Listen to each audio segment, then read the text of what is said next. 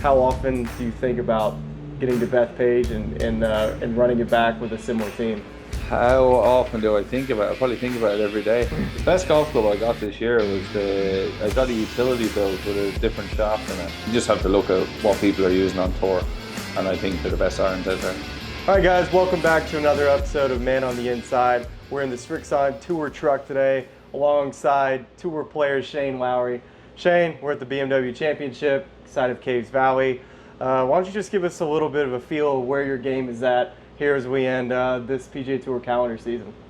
I had a really great period sort of up to the truest, probably should have won there, and then I haven't been amazing since then, but also haven't played a lot since then. I played, I had a bit of time off in the summer. I went home to Ireland. I only played the Open. I had a great time back home with all my family and friends, and then I came back from the playoffs. So playing good at the start of the year gave me the opportunity to go and take a few extra weeks off and do what I want to do in the summer. So I wasn't great last week in Memphis, but 1 week doesn't make a year. Sure. And then coming here to Caves Valley, obviously I'm hopeful that my game's going to click and I'm going to get something going for this week and next week. This golf course is long.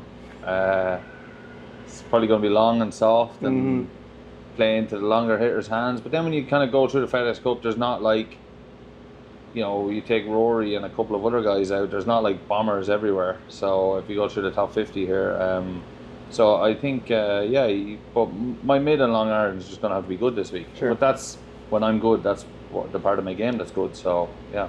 So when you get to a super long golf course like this and you go around, play practice rounds, and you figure out, all right, maybe I have more shots between that 220 yard to 240 yard area, and you start to figure out how that golf ball lands on the green. Are you a player that will ever make a change, kind of on a Tuesday, Wednesday, feeling like, can I build a club to fit a shot that I'm going to see multiple times throughout the week? Or do you keep the bag pretty similar?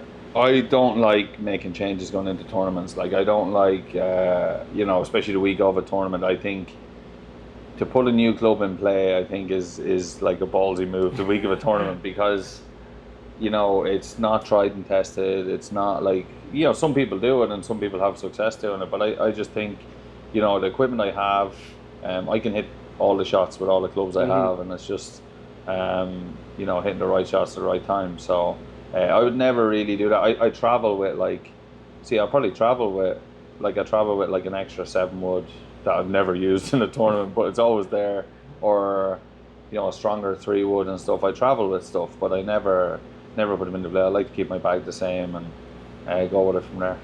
What have you been most proud of this season? Is there a specific aspect of your game that you feel like you've improved this year, maybe in years past, that you feel like it's been much more of a strength? I think my look, you could look at the last sort of 2 months. My consistency levels have not been great, but I think my consistency levels from the last Ryder Cup to now have been quite strong. I've been quite good, consistently pretty solid. I'm disappointed in my major season, to be honest. That's probably the worst major run in a season I've had in a while, so that disappoints me, but gives me something to work on towards next year. I played well in a lot of the big elevated events in here in the States, and gave it a run for a while at Bay Hill, gave it a run at the Truist. So yeah, I'm pretty happy the way my season is and my ranking and all, but as a golfer, you always want more. Yeah, always. I haven't won yet. I'd like to win. So yeah, but it's I think when I sit back, after the Tour Championship, the week after, and have a look at my 2025 PGA Tour season, will I be happy with it? Yes, I'll be satisfied, but obviously a lot depends on the next 2 weeks as well. Yeah. If I can play okay the next 2 weeks, I think I'll be pretty happy with my season. I think a lot of people think of, when we see the name Shane Lowry, we just expect that you've been in, so many different tour championships, but last year was your first one. So still, even for you, you've played plenty of golf rounds on the PGA Tour in your career, but it seems like you've gotten better later on in your career, at least understanding on how to close-out golf tournaments or just getting contention a little bit more. Yeah. Is there something about your game that's clicked later on in your life that you feel like you've been able to kind of take it to that next level? Well, I actually think there's a couple of things. I think if you actually just look at the changes they've made, and the January to August season, I think suits a European better because we don't lose points because we don't. In the fall. A European, we always play in Europe in the fall, and we don't lose points then to the American players. So everyone starting on zero in January helps us. And then you always play the Florida swing so well. Yeah, and I like the Florida swing is normally my first stretch of golf on the PGA Tour season, or has been in the past, and so I normally play well in Florida, so I'm normally up there in the FedEx early on in the season now. The last 2 years I have been, so but yeah, I think as you get older you just get a little bit wiser as to the tournaments you want to play and you feel like you can do well in. And I think I've realised that I've not been afraid to take tournaments off, and I've backed myself to play well when I play. I think that's what you have to do. I think there's certain events that I haven't played that maybe I should have played, and there's also certain events that maybe I've played a fourth or a fifth week in a row, but I'm like, I really like playing this event and I feel like I can win this. Like, I love going to Tampa every year. The golf course. So good. Yeah, I think the golf course is probably one of the most underrated courses on tour, but it always falls in a weird place in our schedule. But I just like going there, so I go there now. You know what I mean? Yeah. So like it's, just being yourself and go out and kind of. Yeah, I've just become a little bit more mature about how I do things, I think. And of course, you won at Portrush back in 2019 at the Open Championship. We just did it in 2025. I had a chance to walk with your group a couple different times and just see the support that you got throughout the week. Do you still pinch yourself, even though the week didn't quite end the way you did? I know you had some issues, stomach overnight on Friday, that weird ruling that kind of happened. How would you kind of sum up the week in Portrush? Yeah, I was disappointed leaving there, sort of from Friday afternoon to that 24 hours didn't really go to plan at all. Like, it was like the weirdest 24 hours. Did it go by too quick? Yeah, and then when I came back out Sunday morning and I seen the ovation I got in the first tee and the whole way around the golf course, and I managed to shoot 5 under on Sunday and just kind of give them something to shout about. That was probably, if I look back at my whole season and go, what was the best day I had in the golf course? Probably the best day I've had in the golf course this year. So I think Portrush looked spectacular on TV. Oh, it's amazing. Well, what other golf courses did you play on that trip when you went over to Ireland? I played the Island, actually, is a golf course in Dublin. Love that place. Yeah, so I I've only played there like 3 or 4 times, and I hadn't played there for a few years, and I couldn't believe how spectacular it was. So good. It's just framed perfectly within the dunes. Yeah. It's a good mix of holes. I played Waterville. I played Baltray. Have you played Baltray? Can be loud. That's where you won the Irish Open. Yeah. Is that right? Yeah. Is that right? Was it the Irish Am or the Irish Open? The Irish Open. I won you there. were an amateur. Yeah. That's right. I won there in 2009, so I played that. So yeah, I played a lot of great golf with my friends this summer. I mean, that's pretty fun. Enjoyed my summer, yeah. Yeah, good for you. Well, you obviously played in the Ryder Cup back in Rome, so I know that's a huge goal of yours to make that team again. It appears that it's going to be a fairly similar team just based off of what the points look like for that European team. Of course, we're not assuming quite yet that you're on the team. The pick's still got to be made, and of course, you have an opportunity this week to get inside that top 6. But how often do you think about getting to Bethpage and running it back with a similar team? How often do I think about it? I probably think about it every day. Yeah, I obviously want to be there. I want to contribute to the team. I want to be going in there playing good golf. I feel like I have a lot to offer, so I'm hopeful that I can play well the next 2 weeks and make my way and play my way onto the team. And if not, I hope to get a good phone call off Luke. But yeah, it's going to be an amazing Ryder Cup. Obviously, the Americans are going to be quite strong. Even you look at the likes of JJ Spawn, what he's done this year. Yeah. I think players like him. But it's going to make for some great viewing, and I just hope to be a part of it. Well, there's another Srixon ambassador that looks to be on the team as well. We're talking about Straka, and you two both were paired together in the Foursomes pairing. And it seemed like heading into the week, well, all that you did know is that you played the same golf ball, but it seemed like the relationship during that week really started to blossom. Yeah. You know, before I'm sure y'all knew each other, but not to the level, of course, when you go into war with somebody. Yeah, I didn't really. I knew Sepp obviously, but I didn't really know him at all. But we were told 2 weeks before that we were going to play together the first morning, so I knew that, and we kind of got to know each other. We all played in Wentworth, and we hung out on the practice strip and stuff, and we got to know each other pretty well. And yeah, me and Sepp have a great relationship now.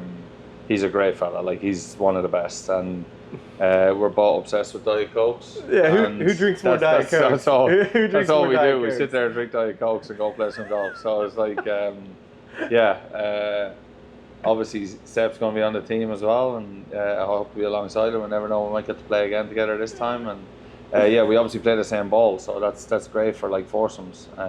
Which ball do you play? The XV, Z-Star XV, the new one. Good. We both played out. Actually, the last time we didn't play the same ball, but Sepp ended up using my ball. I played an older XV than he played, so but we both played the same ball this year, so that would make it easy. But it's kind of comforting, right? Like knowing that you're going to be hitting your ball. I think so. Look, I don't know what like Luke's plans are, but I think it does help, and I think it does have a little bit of a. It does help because you know it's when you're under pressure, you want to have the right ball, or you want to know what you're doing. Especially when you have wedge shots that you need to hit close, or chips around the green, you know how they react. And there's going to be a little bit of wind or something, and get your distance control right. I think so.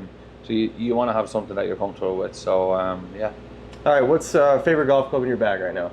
The best golf club I got this year was I got a utility built with a different shaft in it. So one of the new utilities, and it's incredible. Like it was one of those where I can use it in this type of golf, and then I didn't have to change anything going into the open, that I could still hit it. Yeah. It's been an amazing asset to the bag, and it's worked really well. So is it as simple as if you want to hit it high, you put it up in your stance, and you throw it up there. If you want to hit it low, you throw it back, and it just gives you all the right trajectories? Yeah, it gives me exactly what you said. Like if I want to hit a high one, I can hit a high cut and hit it. Like it's probably a 240 club. Yeah. But I can hit a 230 high cut, and I can drill it like low and further if I need to as well. So it sounds like you need to put that club in the microwave this week. It sounds like it's going to get. I'm going to use it this week. I'm going to use it this week. Yeah, I don't need a microwave. I just put it outside. That's right. It's hot enough. What do you like about the feel of that golf club? Just when you set it down and just knowing that just from a consistency standpoint, do you feel like the strike is going to be? But what I like about it is I think the miss hits are good. I think the best thing about a good golf club, or the one thing about you need with a good golf club, is we all know if we hit it out of the middle, we're going to hit a good shot. But like the miss hits on clubs are important, and I think that's what's good about that club. I think that's what's good about like a lot of the stuff I use, the Srixon stuff. Like even like I have the long irons, the ZXi 5s, like that. You know, the 4 and the 5 iron, like the misses are good, because I actually say I think professional golf is everyone can hit good shots, and it's like, you know, it's not about your good shots, it's about how good your bad shots are. So that's what I like about them. And your iron set, so you play a combo set, it sounds like. So you have the 5s and the 4 and the 5 iron? 4 and the 5, and then the ZXi 7s. 6 through wedge, yeah. 6 through wedge. Okay, so you have pitching wedge that's in the set. Yeah, set pitching wedge. I like that. That's one of my favorite. So you can get a little bit more out of it? Is that? No, I'm actually really good at taking. Like I have a really good 125 shot with that club. Really? Yeah. A lot of people would think that the softer metal with the a Cleveland wedge, that would be something that would be easier to do. But the set one always felt like it would come off a little hotter. But for you feel like you still can control. No, it. I really feel like I've got a really good soft shot with that, and it's one of my favorite shots to play. Is like if you give me 125 to 135, I'm dialed in with that club. I know. How do you hit it? Do you just change your speed, like your arm speed, to hit it a little bit softer? Yeah, just hit it softer. Yeah, just as simple as that. You hear that, guys? If you're trying just to hit a little wedges. cut and take a bit off it and hit it softer. It depends what type of shot I'm trying to hit or where the pin is. Like if the pin's at the back, I'll put it back my stance and I'll hit it softer, but like lower with less spin. Yeah. And then if the pin's at the front, I'll put it open, hit it like higher, more cutty. Well, your stats are incredible with your irons. Like if you go and look at throughout the bag, your iron game always seems to be what just stands at the top of the tour. It seems like every single year. Why do you think that is? Has that always been the case for you with your iron game? No, I actually, especially like mid and long irons. Like I'm talking, when I was on tour first, my first 5 or 6 years on tour, I would have had a big miss with like a long iron, like you know. And I remember my old caddy used to say to me, like, we need to sort that out where, you know, I'd have a miss that would make a double, whereas if you have a miss that makes a bogey, it's a lot easier, obviously. Honestly, I think it's a lot to do with practice and time, but also equipment wise. I think that the generation of Srixon irons over the last, since, you know, I don't know if you can put years on it, probably in the last 7-8 years, I think have been incredible. And then when they moved to the, you know, the ZX series, like, I think they've just been, you just have to look at what people are using on tour, and I think they're the best irons out there. I couldn't agree more. And so there's a lot of hard work goes into it, but equipment helps. Well, how do you work on hitting it pin high? Do you use technology to help you with that, or do you go more off feel? I go more off feel and practice, and I just have my numbers dialed in, and I just know. And I'm quite a conservative golfer when it comes to, like, you know, going into greens, and you know, I try to hit a pin high a lot. I try to hit it like fat side of the green, pin high a lot. Like I very rarely take on pins, and I think that's why my iron numbers are good. Yeah, you hit a ton of greens. Yeah, I mean, that's the thing I notice every time I look at your stats. You just always seem to be putting for birdie. Yeah, but then, you know, on the other side, then your putting stats are not great. So you're always trying to work on your putting, and you feel like that's not great. So you can't have everything, you know, good. So it's kind of like, you know, you gotta know your game, though. Yeah, but right? I would be very much a fairways and greens type of player. I like playing conservative, you know, sensible golf, and then, you know, make my birdies when I get my chances. And we'll finish up here with talking about some Cleveland wedges. So you added I believe it was a 54 degree, was that right? That was last year, so but I've actually changed the lofts on my wedges this year. Okay, so what do you got now? What's the lofts? So with Augusta in mind, at the start of this year, I've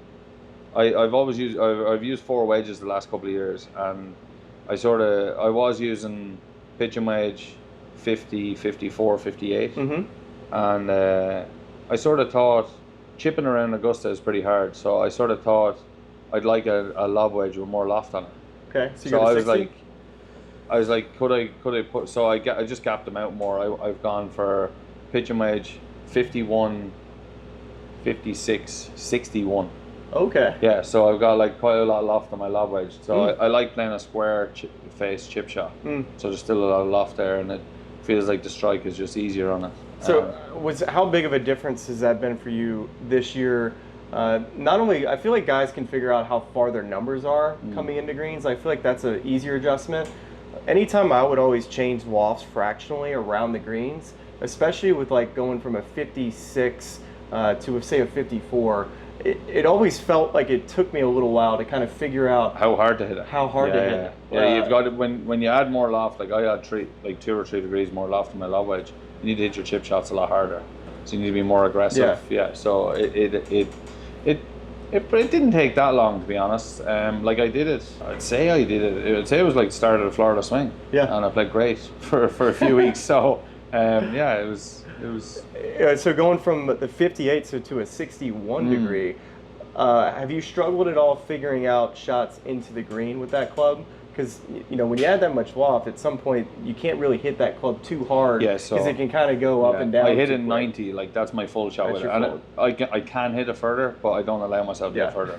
So if I have 95, I hit my 56. Gotcha. And I've got a number that I hit with that. So yeah. Is that a full face 61? Yeah. It is. Yeah. And how much help has that been chipping out of the rough? Maybe? I just love it. Like, you know, especially get to a course like this, you can open it up and you can catch it out of toe, and it's because you do hit a lot of chip shots out of toe out of rough like this, and you don't really have to worry about the strike at all. So the feeling, having the full face wedge, is that if you were to hit it on top of the face, it wouldn't come off feeling quite as dead. It feels like it comes off with a bit more spin. Yeah. So yeah, it still comes off a little dead because obviously it's not out of the middle, but it's definitely better, I think. I just prefer the look of it as well. There you go, Shane Lowry. As we look ahead to the BMW Championship, and then of course the Ryder Cup. Best of luck to you, Shane, and thanks, Smylie. Hopefully you and maybe Sep can be pouring some Diet Cokes in the Ryder Cup trophy at the end. Well, it might be something stronger than that. Yeah, there you go. Yeah, there you go. Well, thank you, Shane. Best of luck this week. Thanks, Smylie.